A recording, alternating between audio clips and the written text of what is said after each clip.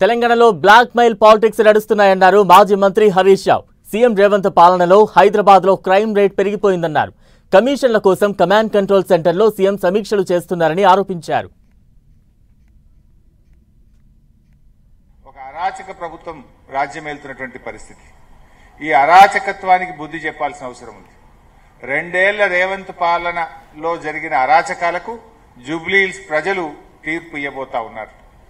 ఎందుకంటే ఇక్కడ మనం ఈ కాంగ్రెస్ ను ఓడించకపోతే మరో 3 ఏళ్ల పాటు ఈ రాష్ట్ర ప్రజలు నరకయాతన అనుభవించాల్సి ఉంటుంది. కేసీఆర్ పాలనలో వికాసం, రేవంత్ పాలనలో 2 ఏళ్ల పాలనలో ప్రజలకు విధ్వంసం తప్ప మిగిలిందేం లేదు. ఈ ఎన్నిక వికాసానికి విధ్వంసానికి మధ్య జరుగుతున్న ఎన్నిక. ప్రజలు ఈ ఎన్నికల్లో ఏది కావాలో నిర్ణయించుకోవాలి. వికాసం గెలవాలా, విధ్వంసం గెలవాలా? ఈరోజు మీరు చూస్తే హైడ్రా పేరిట జరిగిన అరాచకం అంతా ఇంత కాదు. మనం అందరం కూడా చూస్తున్నాం. ఇట్లా చూస్తే అసలు రాష్ట్రంలో ఒక బ్లాక్ మెయిల్ పాలన. రేవంత్ పాలనలో మీరు చూస్తే basically Revanth is a blackmailer. ఈ రాష్ట్రంలో అందరికీ తెలుసు. సమాచార హక్కు చట్టాన్ని ఉపయోగించి ఏ రకంగా ఇండస్ట్రియలిస్టులను, రియల్ ఎస్టేట్ వ్యాపారులను బ్లాక్ మెయిల్ చేసిండో ఈ రాష్ట్రంలో హైదరాబాద్ లో మీలాంటి జర్నలిస్టులకు, రాష్ట్ర ప్రజలకు తెలుసు. 13,000 కోట్ల విలువ కలిగిన ప్రాజెక్టులన్నీ చెరువుల్లో కడుతున్నారు, చెరువు శిఖంలో కడుతున్నారు అని వీడియోలేసి ప్రజెంటేషన్ ఇచ్చిండు బట్టి గారు. ఇవన్నీ కూడా ఆపేయాలన్నాడు.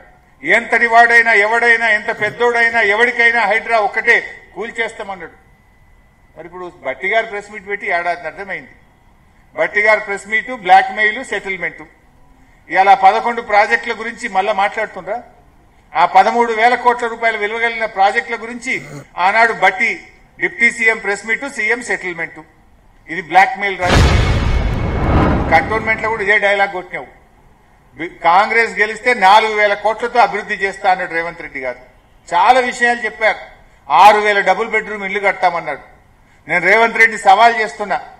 ఆ రోజు కంటోన్మెంట్ ఎన్నికల్లో ఇదే హౌసింగ్ మంత్రి పొంగిలేటి గారు వెళ్లి కాంగ్రెస్ గెలిస్తే 6,000 డబుల్ బెడ్రూమ్ ఇళ్లు కడతామన్నారు. ఒక్క ఇల్లు కట్టారా కంటోన్మెంట్ లో? ఎక్కడ కట్టారో చూపియండి, మేము రావడానికి సిద్ధంగా ఉన్నాం. కంటోన్మెంట్ లో మీరు ఆ రోజు 23 కోట్లతో స్పోర్ట్స్ కాంప్లెక్స్ కడతామన్నారు. ఎక్కడ కట్టారో చెప్పండి, పోదాం చూద్దాం. Sports complex ఎడగట్టినరో? హైదరాబాద్ లో 41%, సైబరాబాద్ లో 60% క్రైమ్ రేట్ పెరిగింది. ఓవరాల్ గా తెలంగాణలో 22% క్రైమ్ రేట్ పెరిగింది. మరి ఈయననే హోంమంత్రి, ఈయననే ముఖ్యమంత్రి, ఈయనదే కదా బాధ్యత. నీ పాలనలో వృద్ధి జరిగింది, నీ పాలనలో ఏదైనా డెవలప్ అయిందంటే క్రైమ్ రేట్ డెవలప్ అయింది. క్రైమ్ రేట్ పెరిగింది తప్ప నా జీఎస్టీ పెరగలే, నా సేల్స్ ట్యాక్స్ పెరగలే, నా రెవెన్యూ పెరగలే, హెల్త్ ఇండెక్స్ పెరగలే.